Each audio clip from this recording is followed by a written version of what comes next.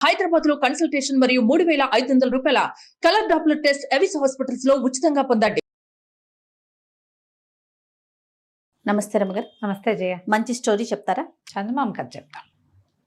పూర్వం ఒక గ్రామంలో ఒక గురువు గారు ఉండేవారట.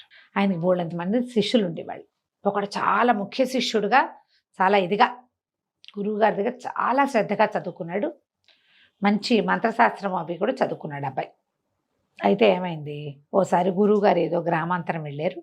గురువుగారి భార్య అప్పుడు నొప్పులు పడుతుంది. ఆవిడకి సంతానం అప్పటిదాకా సంతానం లేదు గురువుగారికి. 2 తెలుగు రాష్ట్రాలలో మొట్టమొదటి factory outlet jewellery shop Mukunda jewelleries. మన కుర్రాడు ఈ శిష్యుడు అమ్మగారికి కాపలా ఉన్నాడు.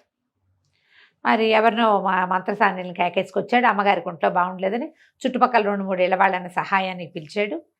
సరే, తనేమో వాకిలి గుమ్మం దగ్గర ఉన్నాడు. ఏదైనా అవసరపడితే పలకాలి కదా మనం గబుక్కున, అందుకని అక్కడక్కడే తిరుగుతూ ఉన్నాడు. అయితే ఏమైందట, సరిగ్గా ఈ పిల్లవాడో పిల్లో పుట్టబోతున్నారు. ఒక ఆయన వచ్చాడు లోపలికి. ఈ తలుపు తోసుకొచ్చాడు. ఈ శిష్యుడిని తప్పించుకుని పురిటి గదిలోకి వెళ్ళబోతున్నాడు. తీరా చూస్తే శిష్యుడు ఏదో మంత్రం పునశ్చరణ చేసుకుంటూ తలకాయ ఎత్తి చూడును కదా, అది బ్రహ్మదేవుడు వచ్చిన ఆయన. లోపలికి వెళ్ళాలన్నాడు. లోపలికి వెళ్ళాలి, బ్రహ్మదేవుడు చూడలేదు ఇంకా, ఇతను తెలుసుకోవాలి. కానీ తర్వాత తెలిసిందనమాట. లోపలికి వెళ్ళాలంటే లోపలికి వెళ్ళటం ఏమిటి, పురుడవుతోంది లోపల, అమ్మగారు నొప్పులు పడుతున్నారు, నువ్వు అట్టా వెళ్ళడానికి వెళ్ళేదని నాకు తెలుసు.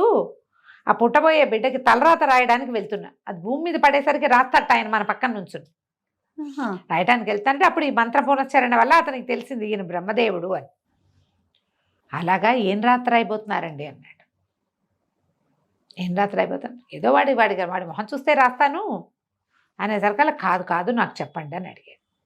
ఇంతకీ ఏం పిల్ల పుట్టబోతుంది, మగపిల్లాడే పుట్టబోతున్నాడు అంటే ఏం రాస్తారు, వాడి మొహాన్ని ఏముంది, వాడికి ఆ జీవుడికి ఏముందంటే, ఏముంది బాగానే ఉంటాడు, వాడి జీవితాంతం, వాడికి రోజు వాడి దగ్గర ఎప్పుడు ఒక మూట బియ్యం ఒక ఆవు మాత్రమే ఉంటాయి, అదే వాడి గతి అని చెప్పాడు ఆయన. పికమొహం వేశాడు. అయ్యో, గురువుగారికి మగపిల్లాడు పుడతాడు, సంతోషంగా ఉంది, లేక లేక కలుగుతున్న సంతానం. ఒక మూట ఒక ఆవేనా పిల్లాడికి, వాడి జీవితంలో సంపాదన ఇంకేం ఉండదన్నాడు ఆయన. లోపలికి వెళ్ళిపోయాడు. ఈయన లోపలికి వెళ్ళి ఆయన బయటకు వచ్చేసరికల్లా పిల్లాడు పుట్టాడన్నారు. రాత రాసేసి అదృశ్య రూపంలో వెళ్ళిపోయాడు. ఈయన అదృశ్యంగానే ఉన్నాడు, ఈ కుర్రాడికే కనిపించాడు. ఈయనకి ఏం చెప్పాడంటే, ఈ విషయం నువ్వెవరికి చెప్పకూడదు. మరి అంతేగా, సీక్రెట్ కదా. సీక్రెట్ కదా, బ్రహ్మరాత ఎప్పుడు సీక్రెటే కదా. మళ్ళా 3 సంవత్సరాలు గడిచినాయి. 3 ఏళ్ళు అయ్యేసరికల్లా గురువుగారి భార్య మళ్ళీ నొప్పులు పడుతుంది. మళ్ళీ సేమ్ శిష్యుడే ఉన్నాడు వాకిట్లో. గురువుగారు కూడా ఉన్నారు కానీ ఆయన ఇక్కడ లేరు, ఊళ్ళోనే ఉన్నారు. కానీ మళ్ళీ బ్రహ్మదేవుడు గారు వచ్చాడు. శిష్యుడు అడిగాడు, అయ్యా ఈసారి ఏం పిల్లండి అని. ఈసారి ఆడపిల్లే పుడుతుంది అంటే, ఈ పిల్ల అయినా సజావుగా ఉండదంటే, ఎందుకు ఉండకేమి లక్షణమైన పిల్ల, రోజు పెళ్లి సంబంధం వస్తుంది కానీ దీనికి పెళ్లి కాదు, రోజుకో పెళ్లి సంబంధం వస్తుంది అన్నాడు. శిష్యుడు చేష్టలు దక్కి నుంచున్నాడు. బ్రహ్మదేవుడు లోపలికి వెళ్ళాడు, రాత రాశాడు, ఆడపిల్ల పుట్టింది, అయిపోయింది. చాలా బాధగా ఉండేది అబ్బాయికి. ఇంకో 2-3 ఏళ్ళు నడిపిల్లలు అంతంత ఎదిగాక చంటి పిల్లని ఎత్తుకుని తిరిగేవాడు. పిల్లాడు 4 ఏళ్ళ వాడు, 5-6 ఏళ్ళ వాడు అయ్యాక ఇతను వెళ్ళిపోయాడు ఇంటికి. కానీ ఎప్పుడూ అతనికి గురువుగారి మీదే ఉండేది. ఆ మాటలు ఎవ్వరికీ చెప్పకూడదు, గురువుగారికి కూడా చెప్పకూడదు కదా. ఉన్నాడు. కొంతకాలానికి ఇతను పెద్దవాడయ్యాడు, వివాహం అయింది, పిల్లలు పుట్టారు. పిల్లల వివాహాలు చేసే సమయానికి ఇతనికి అనిపించింది, ఆడపిల్లకి పెళ్లి చేసేసరికి, అమ్మో గురువుగారు అమ్మాయికి పెళ్ళయిందో లేదో, ఆ పిల్లాడు ఎట్టా ఉన్నాడో అని గురువుగారు ఆనుపాను తీసాడు. కనుక్కుంటే గురువుగారు పరంపదించారు, అమ్మగారు కూడా వెళ్ళిపోయారు. పిల్లాడికి పెళ్ళయింది, పిల్లకి ఇంకా పెళ్లి కాలేదు, ఉన్నారు అని తెలుసు. తేలేసరికల్లా సరే ఇతను ఏం చేశాడు, సంసారం అంతా మేనల్లుడికి వాళ్ళకి అప్పచెప్పాడు. మేనల్లుడికి కూతుర్నిచ్చి, ఇల్లు వాకిలి చూసుకోరా, నేను మా గురువుగారిని చూసొస్తాను, ఇంత చదువుకున్నాం, ఇంత సంపాదించుకున్నాం, ఇదంతా గురువుగారి వల్లేను, వాళ్ళని చూసొస్తానని బోల్డంతా ప్రయాణం చేసి, అప్పట్లో పక్క ఊళ్ళు వెనక ఊళ్ళు కాదు కదా, ప్రయాణం చేసి గురువుగారింటికి చేరాడు. అయితే వాకిట్లో చక్కగా కామధేను వల్లే ఉంది ఒక ఆవు దూడ. లోపలికి వెళ్తే ఇల్లేమో అయ్యవార్ల నట్టిల్లే ఉంది, ఓ బియ్య బస్తా మాత్రం ఉంది వాళ్ళ దగ్గర. అక్కడి నుంచి పిల్ల చక్కగా ఉంది, చూడ చక్కటి పిల్ల, బంగారు బొమ్మల్లే ఉంది. గురు అమ్మగారు కూడా బాగుండేది, ఆవిడ పోలికే వచ్చి పిల్ల చిలకల్లే ఉంది. రోజు ఒక పెళ్లి సంబంధం వస్తే ఎప్పటికీ పెళ్ళి అవ్వదు. పిల్లాడికి పెళ్ళైంది. ఆ వదిన గారు ప్రతిరోజు పెళ్లి సంబంధం వస్తుంది. ఈ పిల్లకి పెళ్ళెప్పుడు కుదురుతో దీని పేడెప్పుడు విరగడవుతుందని వదిన గారు తెగ తిట్టిపోసి రాల్చిపోస్తుంది ఆ పిల్లని తిట్టిపోసి. వీడికి ఏం సంపాదించినా వీళ్ళకి ఆవు ఉంటుంది, మూట ఉంటుంది, ఇంక ఎంతకంటే రూపాయి రాదు. ఆయన ఏం చెప్పాడో అదే జరుగుతుంది. అదే జరుగుతుంది. అమ్మ బ్రహ్మరాత భలే గట్టిగా రాసావు తాత నువ్వు అని అనుకుని పలకరించాడు.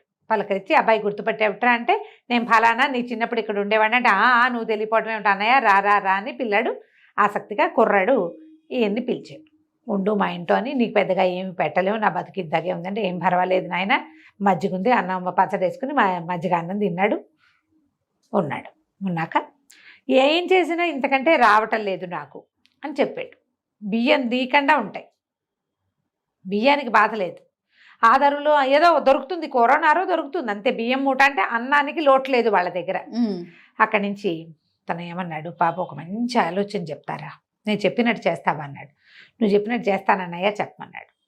మరి రేపొద్దున మన దగ్గర ఉన్న బియ్యం అన్నీ సంతర్పణ చేసి ఊళ్ళందరికీ భోజనాలు పెట్టేసి ఇంకేముంది తర్వాత బియ్యము అన్నాడు, అవే వస్తాయి. ఆవు ఉంది కదా, ఆవు నమ్మేసి ఇంట్లోకి బట్టలు కొనుక్కొచ్చేసి ఈ ఆవుని బియ్య బస్తాని ఉండనివ్వద్దు. మనకి ఎట్టా వస్తుంది, నీవు చెప్తున్నావు కదా నీకెప్పుడు ఆవు ఉంటుంది బియ్యం ఉంటాయని, ఆవు బియ్యం ఖర్చు పెట్టేస్తే వస్తాయో రావో చూద్దాం, అంతగా రాకపోతే నేను కొని పెడతా. బాగా ఆలోచించుకున్నాడు ఇతను. వద్దన్నాడు, అమ్మో నేను చేయలేను, నా ధైర్యం చాలటలేదే, పెళ్ళాన్ని తిట్టిపోస్తుంది అన్నాడు. ఏం పర్వాలా, నీకు ఇస్తాగా నేను డబ్బులు, చేసి చూద్దాం, ఏం చేస్తారో చూద్దాం అని చెప్పాడు. చెప్పేసరికల్లా సరే బాగానే ఉంది. మర్నాడు 3వ రోజు చుట్టుపక్కల బ్రాహ్మణ్యం అందరికీ చెప్పాడు కుర్రాడు వెళ్ళి, మా ఇంట్లో భోజనాలు పెడతాం, సంతర్పణ చేస్తున్నామని. ఊళ్ళో వాళ్ళు కూడా ఎవరైనా వచ్చి తినేసేయచ్చు. బియ్య బస్తాడు వండేసేసి ఏవో చిత్రాన్నాలు చేశారు, అందరినీ పిలిచారు, పెట్టేశారు, అయిపోయినాయి బియ్యం. అక్కడి నుంచి అన్నయ్య గారి సలహా ప్రకారం ఆవును సంతకు తీసుకెళ్ళి ఆవు దూడ 2 పట్టుకెళ్ళిపోయాడు, సంతలో అమ్మేసేసాడు. అక్కడి నుంచి భార్యకి బట్టలు, ఓ చంటి పిల్లాడు ఉన్నాడు, వాడి బట్టలు, తనకి ఇంట్లో బట్టలు, ఇంట్లోకి కావాల్సిన సామాన్లు అన్నీ తెచ్చేసుకున్నాడు. అయిపోయినాయి. తెల్లవారేసరికి జమీందారు గారు తల్లిపోయి 10 రోజులైంది. ఎవరో వచ్చి వస్తామన్న వాళ్ళు దానాలు పెట్టడానికి ఎవరూ రాలేదు. బాబు మీరు రండి తీసుకెళ్ళారు. తీసుకెళ్ళి ఓ బస్తా బియ్యము, ఒక ఆవు దూడ దానం. సాయంత్రం అయ్యేసరికి ఆవు దూడ బస్తా బియ్యము వచ్చేసాయి ఇంటికి. సరే 2వ రోజు మళ్ళీ 2 రోజులు 3 రోజులు అవ్వగానే మళ్ళీ ఆవు నమ్మేద్దాం పట్టన్నాడు అన్నయ్య. ఇలా బాగా ఆలోచించాడు. ఆవును అమ్మేసేసి ఇంకేవో సామాన్లు తెచ్చేసాడు ఇంట్లోకి. అక్కడి నుంచి బియ్య బస్తా పోసేసి మళ్ళీ సంతర్పణ అన్నాడు. బియ్యము ఇంట్లో సామాన్లన్నీ అయిపోతుండగా మళ్ళీ ఖబర్ వచ్చింది, వాళ్ళు ఎవరో పోయారు, గోదానం. మళ్ళా బియ్య బస్తా, ఇదే కంటిన్యూ. కొన్నాళ్ళు ఇట్ అయింది. తర్వాత అయినా సరే వీళ్ళు బియ్యం ఖర్చు పెట్టేస్తారు, బియ్యం కూడా అమ్మేసేస్తారు, ఆవుని అమ్మేసేస్తారు, డబ్బులు చేసేసుకుంటున్నారు, ఏవో ఒకటి కొనేస్తారు, బంగారాలు టింగారాలు కొనేస్తారు. బియ్య బస్తా ఉండాలి, ఆవు ఉండాలి. వాడి శాస్త్రం, వాడి మొహాన్ని రాసున్నది ఏమిటి, బియ్య బస్తా ఆవు. బాగుంది. ఇట్లా గడుస్తుండగా ఒకరోజు ఏమైంది, తర్వాత ఎవరు మరణించలే, ఊళ్ళో ఎక్కడా మరణాలు లేవు. కానీ సడన్గా వీళ్ళ వాకిట్లో ఓ బియ్య బస్తా పెట్టుంది, ఒక ఆవు కట్టేసింది. 4 రోజులు చూసి వీళ్ళు బస్తా వాడేశారు, ఆవును వాడేశారు. మళ్ళీ 5వ రోజున మళ్ళీ ఒక ఆవు వచ్చింది, ఓ బియ్య బస్తా వచ్చింది. ఈ కథ బాగుంది. అక్కడి నుంచి ఈయన ఏం చేశాడు, పెళ్లి కావాల్సిన పిల్లని దగ్గర కూర్చోబెట్టుకుని, అమ్మాయి నా మాట వినమ్మా, ఇంకేం వింటానన్నయ్యా, నాకు పెళ్ళి అవ్వదు, ఇట్లాగే ఉంది నా పరిస్థితి అంటే. అట్ట కాదు, ఈసారి పెళ్లి సంబంధం వస్తుందా, వచ్చిన పెళ్లి సంబంధం వాళ్ళు నాకు కంటే కాసులు పేరు వడ్డాను ఓ పట్టు చీర తెస్తేనే చూస్తాను, కనిపిస్తాను, లేకపోతే నేను కనిపించను, పెళ్లి చూపులు కూర్చొని నేను అనేసరికి, సరే మామూలుగా వచ్చిన వాళ్ళే నన్ను పెళ్లి చేసుకోవట్లేదు, ఇవన్నీ సరుకులు తెమ్మంటే ఎవరు రారేమోనన్నయ్య, అయినా సరే చూద్దామన్నాడు. రేపొద్దునే ఒక పెళ్లి వాళ్ళు వచ్చారు. పెళ్లి వాళ్ళు వచ్చి పిల్లని చూస్తామన్నారు. రోజు పెళ్లి చూపులే ఆ పిల్లకి. అబ్బాయి నేను చచ్చిన పెళ్లి చూపులు కూర్చోను, కంటే కాసుల పేరు వడ్డాణము మరి ఓ పట్టు చీర తెచ్చిస్తేనే పెళ్లి చూపులు కూర్చుంటాంది. పెళ్లి వాళ్ళు తెల్లబోయారు. ఇది ఎక్కడ గోల్, పెళ్లి చూపులకే వెళ్ళిపోయారు. కానీ సాయంత్రానికి ఒక పెద్ద మనిషి వచ్చాడు. ఆయన ఒక కంటే కాసుల పేరు వడ్డాణం పట్టు చీర తెచ్చి, ఊహించగలమా ఇలా జరుగుతాయని? అస్సలు. కంటే కాసుల పేరు లోపల పెట్టుకుంది వదిన గారు. పిల్ల చక్కగా పట్టు చీర ధరించి ఆ పెద్ద మనిషికి వచ్చి కనిపించింది. రోజు ఆయనే వస్తున్నారు. కంటే కాసుల పేరు వడ్డానో పట్టు చీర పట్టుకురావాలి, పిల్లని చూసి వెళ్ళాలి. పొద్దున గారు ప్రతిరోజు వచ్చే వస్తువులను చూసుకుని మరి బంగారం అంతంత అమృతుంటే ఎవరు కాదంటారు? కొత్త కొత్త బంగారు వస్తువులు రోజు వస్తువులు లోపల పెట్టుకుంటారు. రోజు తెస్తున్నాడు అతను. శభాష్. 9 రోజులు వచ్చాడు.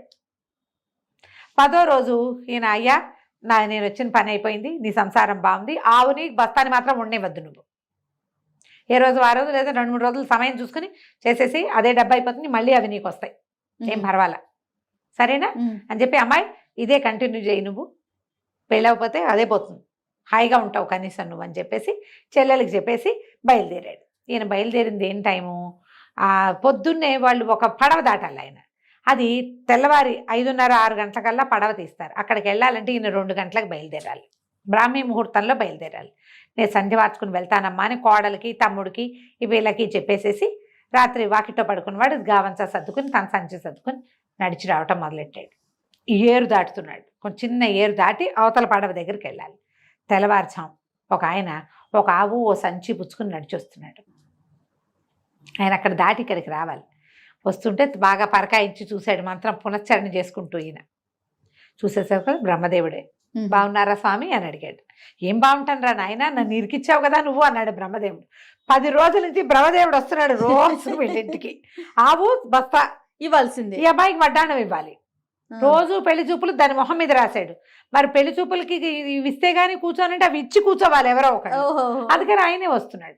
అనేసరికల్లా ఇతను అన్నాడు, మన శిష్యుడు, మరి ఎందుకండి వాళ్ళ రాత మార్చచ్చు కదా అన్నాడు.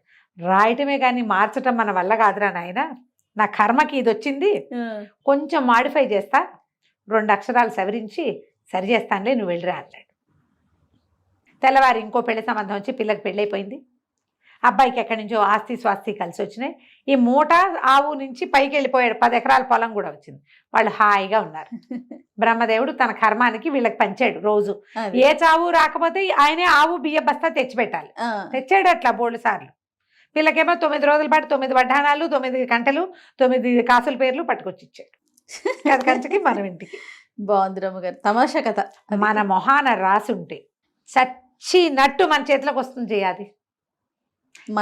ఎవరో ఒక కారణం అవుతారు దానికి, ఎవరో ఒక కారణం. అది మనకి రాతలో లేకపోతే మనం ఎంత ప్రయత్నించినా చివరి దాకా వచ్చైనా విరిగిపోతుంది అది. అంతే. నిజం రమ్మగారు. నమస్తే. నమస్తే జయ.